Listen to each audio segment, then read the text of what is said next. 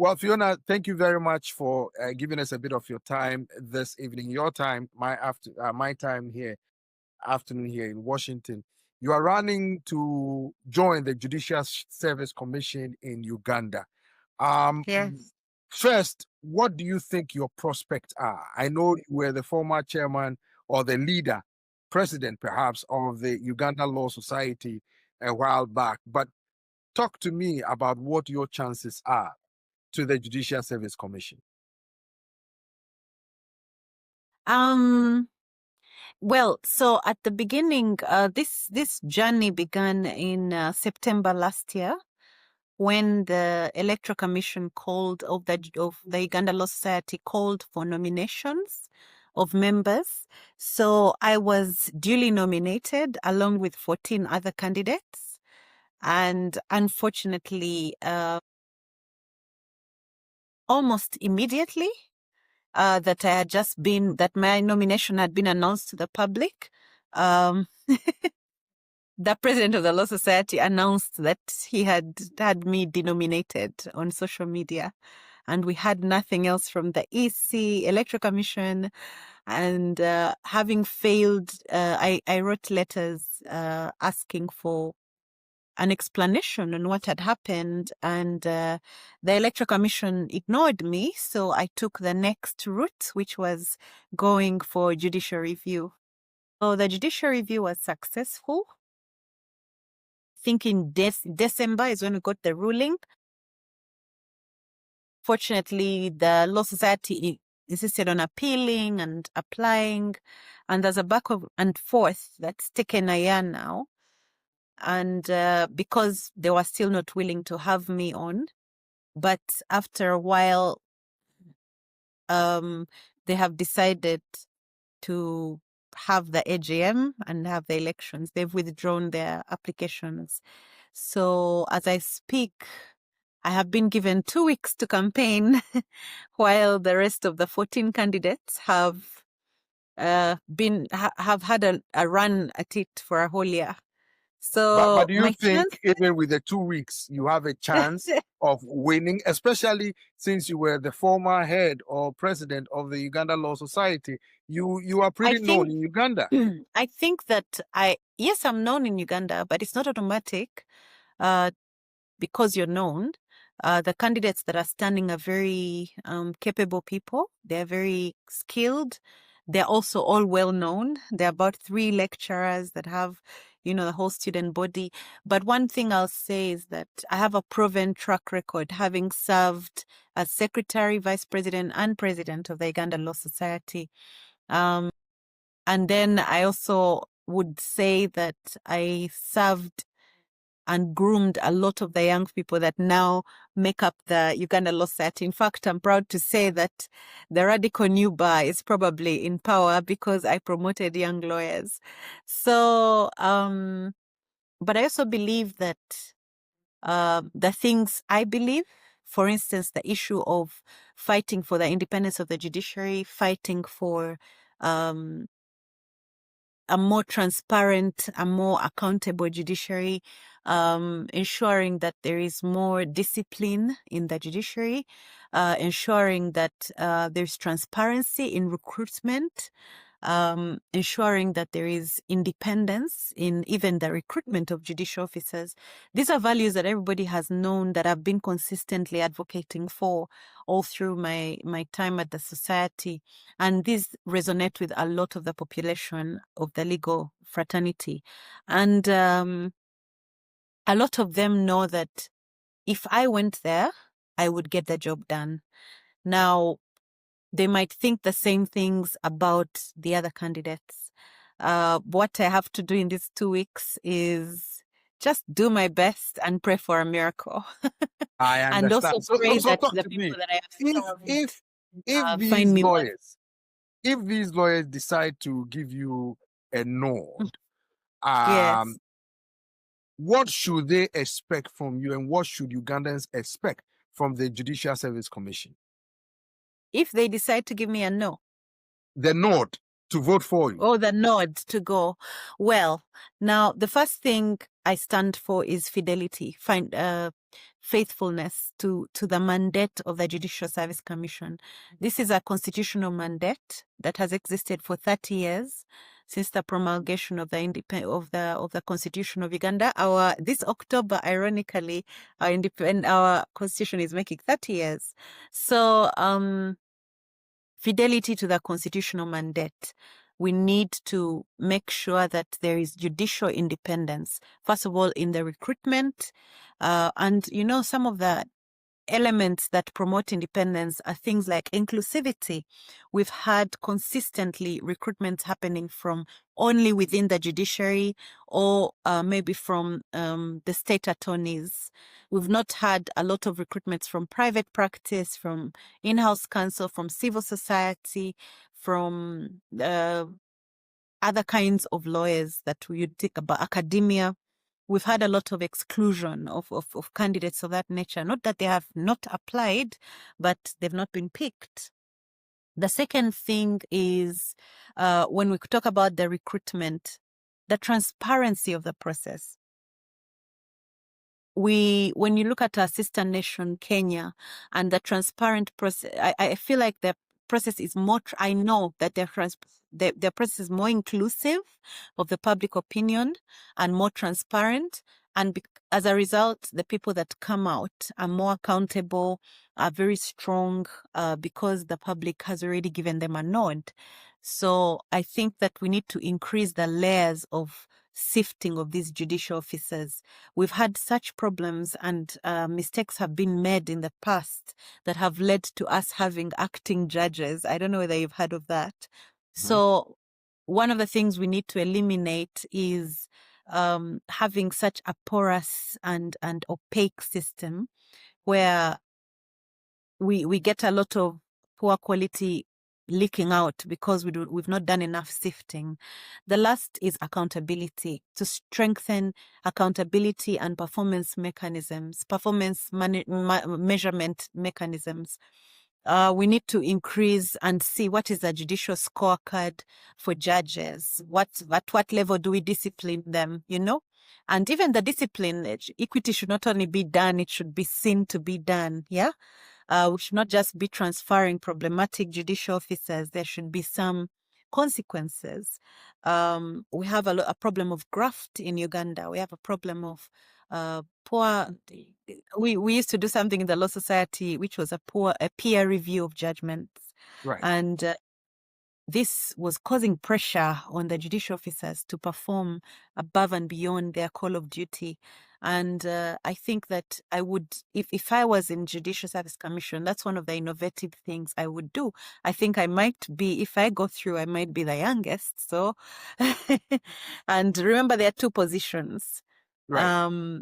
Most of the candidates are either my age or above. So if that happens, I think there's only two that are below my age. So if that happens, I think I would naturally take the innovative beat and promote peer reviews and work with the Law Society to ensure that these peer reviews happen, to create some pressure on quality. So that is a category of fidelity to the constitutional mandate. Then there's the I was going to ask you before you go on, I was going to ask you about the issue of transparency and independence of the judiciary, because a lot of Ugandans have said that their cases in court have been slanted, sometimes majorly. The scale of justice have been tilted sometimes to the powerful and to those in power, and that the average person does not necessarily receive fair judgment from the judiciary. We've had instances where some opposition leaders have been thrown in jail without being taken through a transparent legal process. And a lot of these issues have been raised. If they give you the nod, what should the expectations of Ugandans be? So the first thing we need to say about the transparency, for me, there's certain things that are when we look at the performance of the judiciary, it's affected by some things that are within the way the judicial framework is formed. I'll give you an example. A normal judicial officer has two 2 months of court holidays in a year. And then you add about a month and a half of judicial functions, the judges conference, the Benchiwanuka conference. There are many conferences that take judges out of their jurisdiction. Then we also have their normal trainings that take them out of their jurisdiction. Then we have what we call sessions, whether they are criminal sessions or gender-based violence. These are specific sessions. Now, on average, you find a judge, if you remove all that plus holidays and sick leave, and you find a judge having, or a judicial officer only working about 3-4 months. Now, that does not bode well for the backlog struggle. So already, one of the things I would recommend is the use, for instance, of retired judicial officers who are or still on our payroll. Remember, they're still taking taxpayers' money. So the use of them in sessions, in dealing with sessions, in dealing with special things like plea bargain cases and sessions, because then you would keep the judicial officers in their stations. When it comes to the aspect of access to justice, the availability to the needs of Ugandans, I think that one of the greatest injustices has been that judicial officers have been so mystified, they're so removed from what's happening. So engaging communities by ensuring the voices of ordinary Ugandans. For instance, right now, with my institute, the Fidelis Leadership Institute, next week on Tuesday, we are launching a compendium of public interest litigation cases that have been decided in the Constitutional Court, because we're translating this with the Conrad Adener Shiftang group. We're translating it into 4 different languages because we want every Ugandan to understand what public interest litigation means, because that is the place where ordinary Ugandans are given permission to come before the Constitutional Court on where human rights have been abused. Right now, public interest litigation is still clothed in mystery. Only lawyers practice it. But if every Ugandan is allowed to practice it, you're demystifying the courts. Research says only 5% of Ugandans access the courts. The issue now is to also promote community courts. As we speak, we have a Local Council Act that states that local councils can be the first court of instance. But there is no direct connection to the judicial system. So these are things that we need to look at and innovate around. Changes, policy implementation, and also we fill those policy gaps to allow. Let me tell you this, 5% of Ugandans, only 5% can access courts. Yes, but there's also research that shows that about 90% of Ugandans trust the decisions of local council courts more than any other place. So this means that if you connected the local council into the judicial system somehow, you might, through ADR mechanisms, ADR being alternative dispute resolution mechanisms, reduce the amount of cases that come to court if the decisions are that final. Then the other thing I also wanted to talk about was the aspect of promoting public trust. There have to be some initiatives to promote public trust. There are some habits like allowing too many applications in a case, allowing lawyers to delay matters unnecessarily, allowing cases to stay. We have in this country, we have a habit, for instance, sometimes from the executive on cases where you have like a constitutional case, a constitutional petition that maybe has been won against government, and there is a pressure now to implement the ruling. And then, the state just puts in an appeal, a notice of appeal, and then it's left in a band for years and years and years. those habits, those things need to be checked.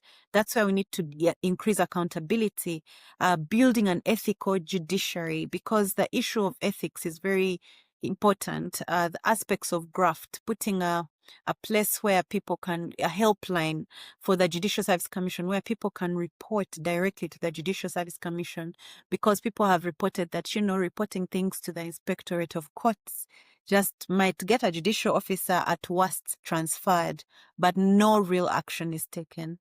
So I think these are the things that. Let me ask you this, Mrs. Pheona Wall. One of your colleagues, who is now the president of the Uganda Law Society, a position you held, Mr. Samakadi, recently alleged irregularities against you, say you condoned sexual harassment and government ills, as well as bungling up elections to the Judicial Service Commission. These are allegations they made against you. Some of your analysts are saying that this could undermine your candidacy, apart from the 2 weeks that you said you have to campaign for this position. What say you? So, first of all, that was misinformation, and I wrote a letter. It's in the public record. The appointment of the last Judicial Service Commission representatives was done in 2016 under President Gimara. We made that appointment of 2 representatives, and then they were taken to the AGM. Because the appointment was made at a time when there was no election. They were taken to an AGM and ratified. They served out their term. And when I had just become president, their term of expiry was due. So they gave the council a report, a normal report that they would give at the end of every year. And while we were still looking at the report and even taking up applications for people that were interested in replacing them, we were informed, news came out that they had just been vetted, that they had been vetted by Parliament, meaning that the executive had already approved their renewal. Now, the Constitution of the Republic of Uganda requires Uganda Law Society to nominate 2 people. The same Constitution gives the appointing powers to the president. And it also gives renewal powers to the president, to His Excellency the President. And he's supposed to, they are entitled, they have the option of being renewed if the president does not find any fault in their performance. So what happened, as my council, we wrote to His Excellency and we wrote to the Attorney General and complained that much as the renewal had happened, it had happened without our involvement. However, at that point, we didn't have any, any problems with their performance so far. They had made some clear progress in the things that they were doing. They had made reports, and the processes of reappointing them had happened the way they're supposed to happen. And the only thing that was there was that they had excluded the Uganda Law Society. I think if you remember the COVID-19 drama that was happening.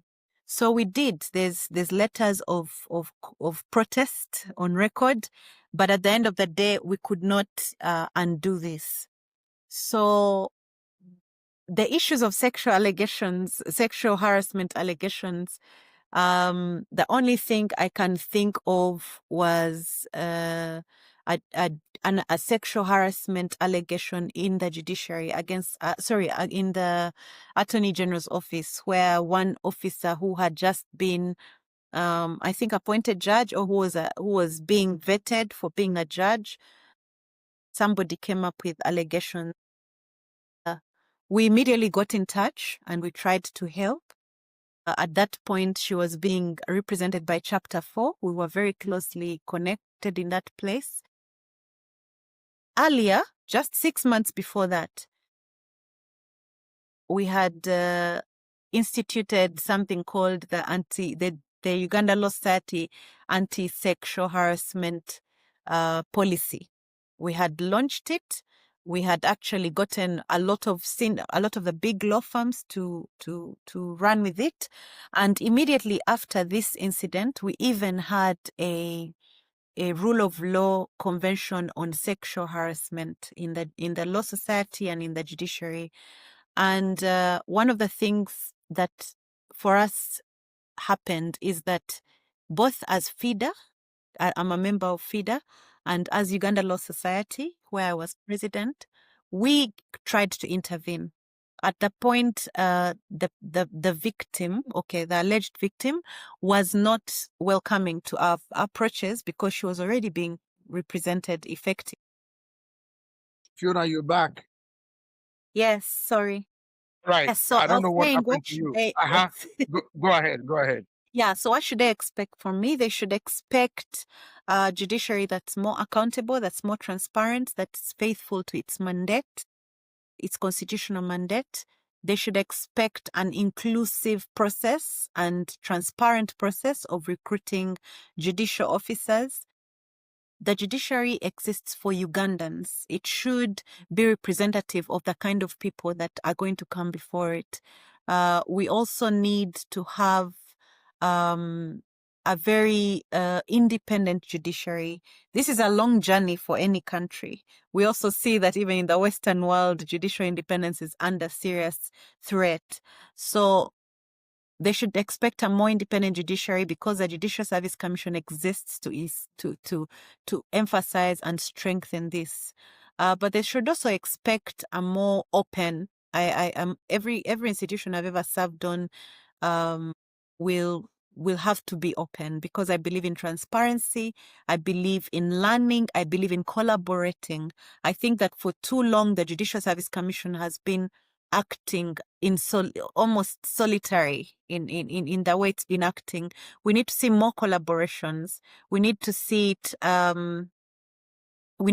it include more people in the vetting process, include more people in the feedback process, include more people even in the disciplinary process.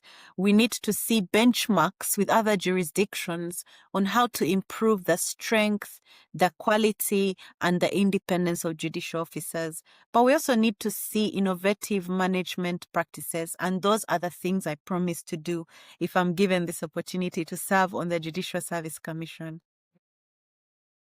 Thank you very much, Mrs. Pheona Wall, for speaking with us this afternoon, evening your Thanks for time having me. in Kampala. You're Yes. welcome. You're welcome.